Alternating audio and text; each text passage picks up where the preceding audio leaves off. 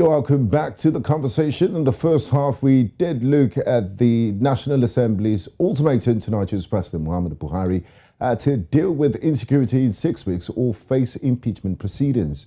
It's now time to switch gears to Kenya, where in Kenya, Mathira MP and UDA's deputy presidential candidate, Rigathi Gachagua, has lost 202 million shillings to the state after the High Court ruled that the money held in 4 accounts at Rafiki Microfinance is proceeds of corruption.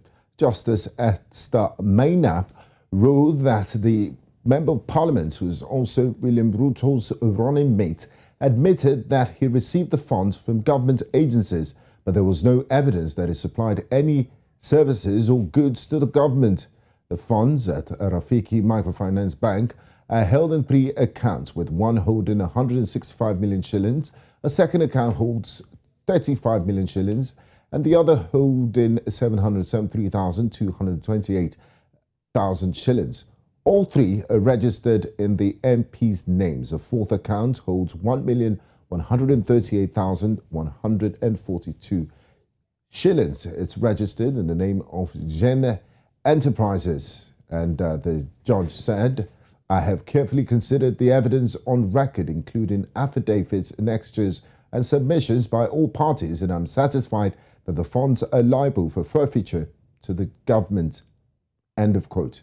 Justice Maina also said the Assets Recovery Agency had proved that Gachagua and his companies benefited from funds, yet did not deliver any goods or provided any services to the ministries or agencies which gave tenders to him. Now, joining me this evening live from Nairobi, Kenya, is the Director of Run for Office, Wilkister Aduma. Good evening to you, Wilkister, and thanks for joining us on the conversation. Good evening. Thank you for having me.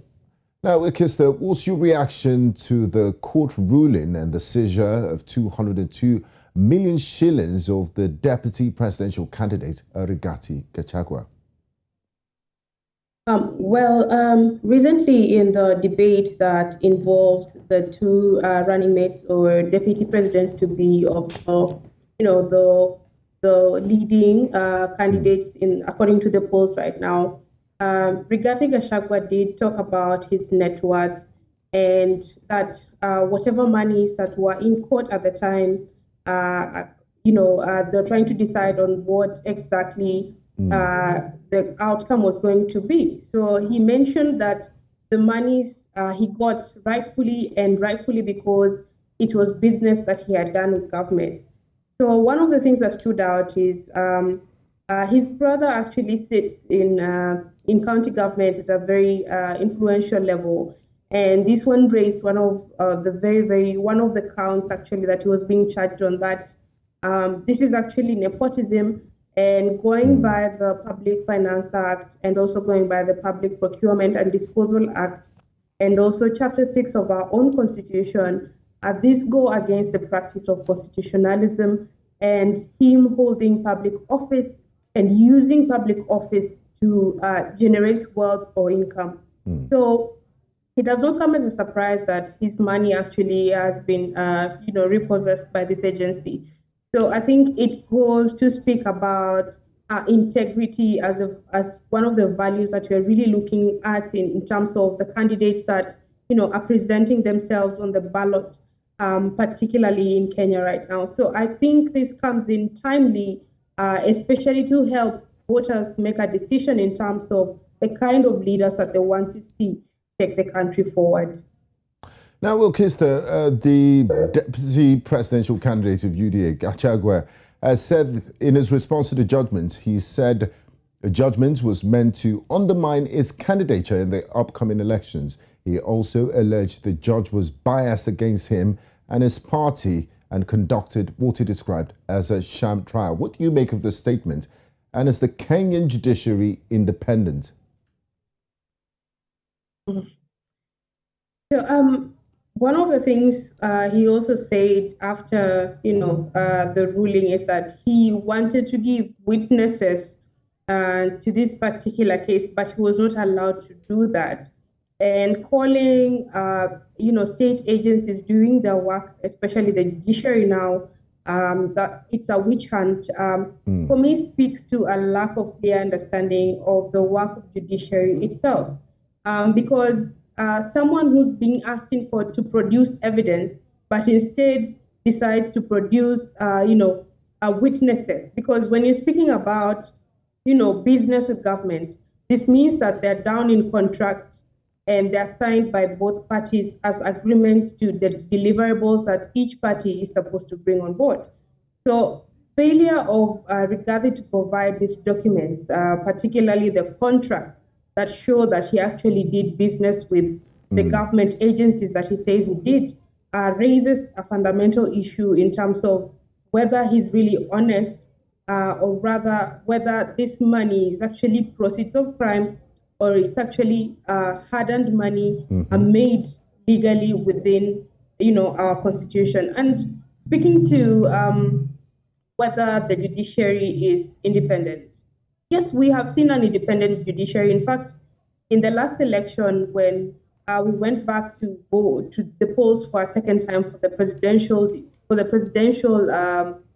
polls, rather, Kenyans really applauded the courts for upholding this and saying that let us go back and see who the real winner is. So it did bring a lot in terms of public trust in the judiciary itself.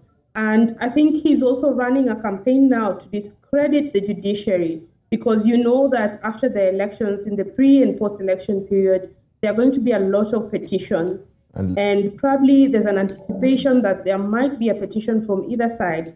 So discrediting the judiciary at this point politically works for Rigathi.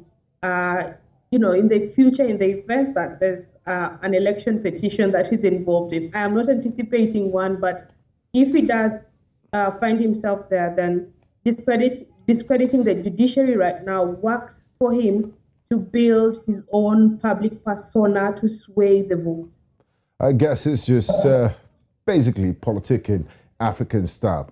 Now, let's move on to other matters, not exactly other matters, but the timing of this judgment is coming at a time when just a few weeks to Kenya's general elections. How much reputational damage has this done to Rigathi, and will the judgment in any way affect the chances of the United Democratic Alliance in the forthcoming elections? Right. So currently we are talking about 16% undecided voters. And this is a number that both camps, the Azimio camp and the Kenya Kwanza camp, are looking to get to their side. However, historically, judging from how, the average voter thinks, corruption cases have not really come out strongly to discredit personalities within the public eye, because in as much as there are voters that are going to be swayed to vote against Rigathi, we're not going to have as many shifting because of a corruption allegation. And remember, but wait, corruption is a very important subject. So are you saying, and I do remember that deputy presidential debate, there was a lot of talks on net worth and corruption and all of that. Are you now saying that a lot of people will still stick to their positions, knowing that the courts have decided that, look, this man's, we've forfeited his money and it might be from proceeds of corruption, as the courts have said? Will that have any bearing on the elections? It will. It will, but I don't foresee a significant number. And this I am saying because of how ordinarily we have voted in corrupt politicians. We have voted in people with questionable character in the past. So in as much as the position would be that this person should not actually be voted in by the majority of Kenyans, it does hold that there's still a number of people that had already joined his camp in terms of converted voters that will not relent in terms of voting for him. So corruption is very important. And the reason why it even came out strongly is because when you look at the Azimio camp, Azimio comes in as social justice defenders, especially the running mate, Martha Karua. He comes in with a very strong background in social justice. And even the party, Na Kenya, that she's running with, is a social democratic party that actually holds down its ideals. And Right Honorable Raila also comes in with, the reputation of being, quote unquote, a father of democracy, in a sense, in Kenya, and also someone who has championed a lot in terms of constitutional reform. So they have a strong identity with social justice and not being involved in corruption. So they are clean. The other side, the UDA candidate, so the Kenya Kwanza Alliance, is coming in very tainted because even the deputy president had some allegations against him. Remember when the first campaign of Uhuru and Ruto, they were still at the ICC about the post-election violence. So they came in as not being very clean. So I feel he's still carrying the brand of not being very clean, but there's something he says subliminally that, in as much as I'm a thief, I steal and bring it back to you. So there's a way like that a sort of Robin Hood. Does not exactly. So he's portraying himself as a hero of sorts in terms of, I am taking this, but now I'm bringing it back to the people because the main campaign of UDA is around a hustler narrative of bringing money back to the pockets of Kenyans. And people who are sold in on this narrative actually see it as such. Now, Wilkister, talking about being tainted or not, just last week, the police in Kenya seized 2 servers from an office formerly occupied by Deputy President William Ruto after a raid. Has there been any update in this? And, ordinary Kenyans will be thinking, why is all of this coming now? The deputy presidential candidate of UDA just had his money forfeited, and last week there was a raid. They might consider it as state interference in related to the upcoming elections. What do you make of this? Right. So it does have a bearing on state interference. However, when we speak, we need to remember that the deputy president is still deputy president. So when we speak about state interference, it has a bearing on both the president and the deputy at this point in time. Although it does, historically, we've not had a lot of faith in public offices, and during elections, it's very, very small that we have. Actually, the polls say, a recent report says that public trust in the electoral management body is at 60%, which is better than the other, the previous elections that have been held in the general elections here. So one of the tools that the politicians also use in this space is discrediting the electoral management body so that they look incompetent and not being able to carry out an election. And I feel that this is something that Kenyans need to be very cognizant about, because the moment we start to mistrust the people who are helping us to conduct elections, and remember, the chair also raised some fundamental issues and said, right now it's a period of unsafety for most of them. And actually, we're in the period where in the last election, Msando was killed, head of IT in the electoral management body. And so it still does send fear to the employees within the electoral management body. And this spreads over to now the citizenry and the electorate who are going to cast their votes on the 9th of August.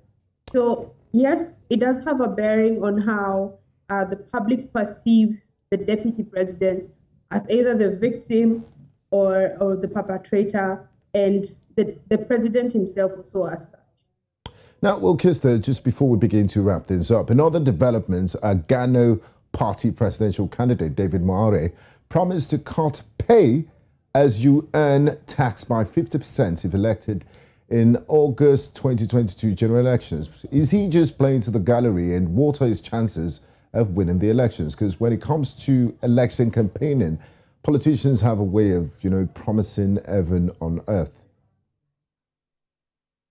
Right. So in the polls by TIFA and other polls, actually a Ghana party, Moure, is almost nowhere because of the few numbers that he gets. So he's performing very dismally in the polls. So even this 50% promise of, I mean, that's a huge tax break. It won't sway a significant amount of Kenyans it won't cause an upset, in your own opinion. No, I don't think he will do that, because right now we have 4 presidential candidates, right? And Yes. we have the conversation is around 2 coalitions, and which of the 2 coalitions are going to take power. The one who has shifted the conversation really is Wajakoya, who has come in with the whole solution as to how he's going to tackle the crisis in Kenya in terms of the debt that currently exists in the country. So Maure really, if he was to influence any, the population, it would be a very small number, because when we look at Wajakoya, we know that his number is within the 18 to 24-year-olds. And historically, this is the group, or rather the demographic, that doesn't turn up to vote. And even in the within this period, where the electoral management body was doing registration of candidates, rather registration of the citizens to vote, the target was 6 million of the new voters. However, they only reached 4.5. So a whole 2.5 did not show up to register. So you see, this already puts Wajakoya out. In as much as he's popular within the 18 to 24-year-olds, he's not anywhere in the equation of winning this election. So we're likely going to witness, as it has been in the past, Kenyan presidential elections have always been a 2-horse race. So you don't see anyone upsetting the Azimio or Kenya Kwanza alliance come August 9th? Wajakoya has shifted the conversation. Okay. And the reason I say he has shifted the conversation is because Kenyans know what the problem is. Because the hustler narrative speaks of the problem. The Azimio camp speaks of the problem. What is wanting is, how are these 2 camps going to solve these problems? Are they going to tax Kenyans to their deathbeds? Because we are speaking about already the price of maize flour, which is a staple food in Kenya, has already gone up and only brought down by a government subsidy. So is the cost of living going to keep rising? Is Azimio or Kenya Kwanza promising to significantly bring down the cost of living and expand opportunities for business and employment for the population, especially people within 27 to 45 years of age? So it's still a 2-horse race as is, but Wajakoya does change the conversation a bit, because he speaks about solutions that are still being fact-checked, whether what he's saying is actually achievable in the amounts that he says they are to be done. So it does upset the conversation a little. So, Wilkister, before we wrap things up, you did mention earlier that opinion polls says 60% public trust in the Independent Electoral and Boundaries Commissions. How confident are you in the IEBC's ability to conduct a free and fair elections on August the 9th? And are these elections likely to pass without violent incidents? If you can, in less than a minute, I would appreciate. Right. So actually do sit in the youth coordinating committee at IBC, and speaking from someone who has been engaging the populace in different parts of the country, I can say that a lot has been done, albeit late into the election timeline, that a lot has been done to educate Kenyans on their civic rights and how they're going to conduct the vote. Also, a lot of campaigns really are happening to help Kenyans maintain peace. I do not foresee a situation where we are going to have violence during the elections. 2007 was already dark enough for Kenyans. I don't think any Kenyan in their right mind would want to go back to that particular phase. I do think, and I have confidence, I can confidently say that in the 60% of Kenyans, I am confident that the electoral management body is going to manage the elections as per the expectations of Kenyans. Thank you very much, Wilkister Aduma, Director, Run for Office. It's been an absolute pleasure talking to you on today's conversation. We look forward to having you back very soon, or even on election day. Thank you very much for being a part of the program. Thank you. I appreciate it. And this is where we conclude the conversation on today's episode. In the first half, we talked about rising insecurity in Nigeria, where the National Assembly has threatened the president with a 6-week ultimatum to fix the security situation in Nigeria or get impeached. We just concluded our conversation on the UDA deputy presidential candidate, Rigathi Gachagua, having 202 million shillings of his money seized by the High Court in Kenya. They regarded as proceeds of corruption. On behalf of the team, I would say a very big thank you to you for being a part of the program. I'm Gbenga Aborowa. See you on Monday. Bye-bye.